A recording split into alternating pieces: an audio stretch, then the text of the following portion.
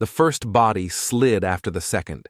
A tangle of arms, a flash of linen, a wet strike that sent up the sour breath of the old cistern. The men at the lip stopped looking down. They worked by rhythm, blade, shove, sandals skidding, then the scrape below. 70 pilgrims came toward Mizpah with torn clothes and ash on their heads, carrying grain and incense for the ruined house in Jerusalem. They never reached it. Ishmael, son of Nethaniah, met them at the gate with tears on his face and a lie in his mouth. Jerusalem fell to Babylon. The gates burned, the temple blackened, and King Zedekiah went in chains. Those who remained gathered at Mizpah under a governor named Gedaliah. Babylon had appointed him to keep peace and keep the countryside alive. Gedaliah told people to settle and harvest under the empire. Farmers emerged. Exiles drifted back. Storehouses reopened. Letters carried news of vineyards taken up again on hills that had gone quiet. Allied with Ammon, Ishmael, a man of royal blood, son of Nethaniah, grandson of Elishama, chafed at the arrangement. In the 7th month, he and 10 companions came to Mizpah. They ate with him, then struck him down. Babylonian soldiers fell. So did those who stood by Gedaliah in the house. By morning the governor was dead, and with him the thin hope of quiet survival. Ishmael moved quickly. He took Mizpah's officials, soldiers' families, and the former king's daughters, and made them captives. He drove them on the road east toward Ammon. 2 days later, 70 men approached from Shechem, Shiloh, and Samaria. Their beards were shaved, their clothes torn, signs of mourning. In their hands were grain and incense for a city without a temple. Ishmael went out weeping as if he shared their grief. He told them to come to Gedaliah. He led them inside into a trap. His men cut them down. Bodies were dragged to an ancient, stone-lined cistern dug by King Asa. One after another, the dead and dying went over the edge. 10 begged for life, offering hidden stores, barley, wheat, oil, honey, and Ishmael spared them. Blood and grain marked the morning. News ran fast even on broken roads. Johanan, son of Kareah, who had warned Gedaliah, heard. He gathered his fighters and pursued. He caught Ishmael at the pool of Gibeon. The captives fled to him, and the column broke. Ishmael fought out with 8 men and escaped. The scene left behind could be counted. Gedaliah murdered at his table, Babylonians and Judeans cut down, 70 pilgrims thrown into a cistern, 10 spared for provisions. A town emptied of trust. Johanan gathered the rescued, and thought like a man between empires. Babylon would not treat the governor's murder as a local quarrel.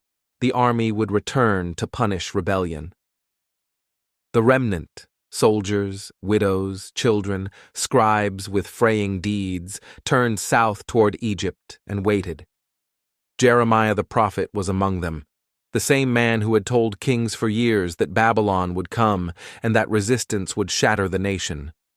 Freed when the city fell, he was offered a seat in Babylon or a life among the poor. He chose to stay. They crowded him and swore to obey whatever word he brought from the Lord. Waiting, fear did its work. Mothers counted children, men counted arrows, and no one forgot how the weeping man at Mizpah had opened the gate. When Jeremiah returned, the word was the same: stay. Do not fear Babylon, mercy would follow if they remained. Do not go to Egypt, sword and famine would find them there. The remnant listened. The leaders said he was lying. They claimed his scribe had put Babylonian words in his mouth. They seized Jeremiah and Baruch and dragged them south. Back in Mizpah, the cistern remained like a scar. A king had cut it for water, a rebel filled it with the dead. Scripture names the pit and the count. It tells mourning marks and the smell of incense that never reached an altar. It tells the lie that opened the gate and the old engineering underfoot.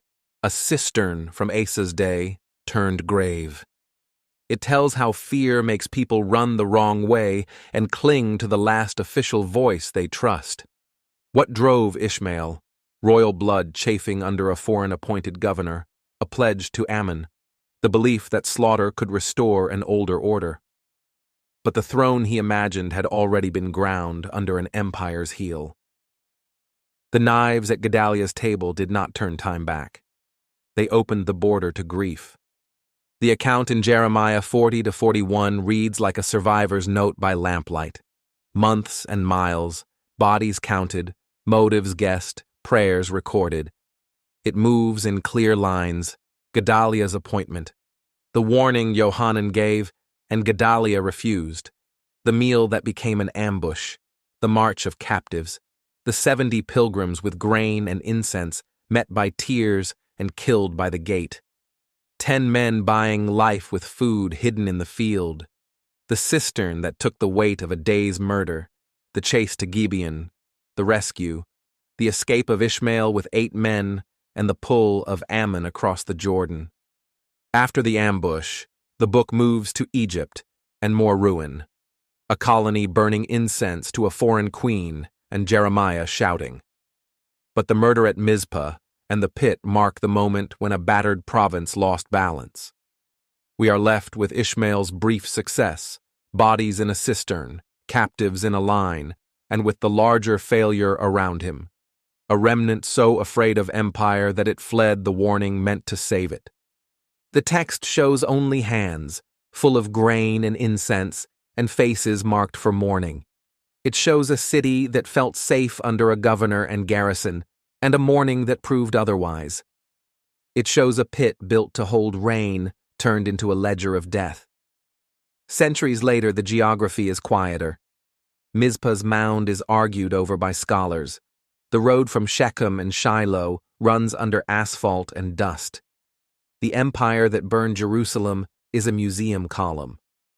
But the structure is modern, a transitional government, a claimant with foreign backing, an assassination turned mass murder, a refugee column, a debate about staying or fleeing, a flight that looks safe and ends in chains. You can tell it in one sentence. Rebel slaughters 70 worshippers, hides bodies in a cistern, later flees as rescue breaks his column. The chapter slows you down. It makes you stand at the lip and listen for the dull sound of bodies meeting stone. It makes you watch tears on a murderer's face and the moment 10 men raise their hands and trade hidden food for breath. It makes you feel the scrape of sandals and offerings dropped and trampled, and it leaves a warning. A public cistern is a tool for life until someone turns it into a grave. Authority that misreads threats will write its failure on whatever is at hand. On tables stained with a governor's last meal, on roads lined with captives, on stone pits meant for rain. Fear will follow any voice that seems to lead to safety, even when it belongs to the man with the knife.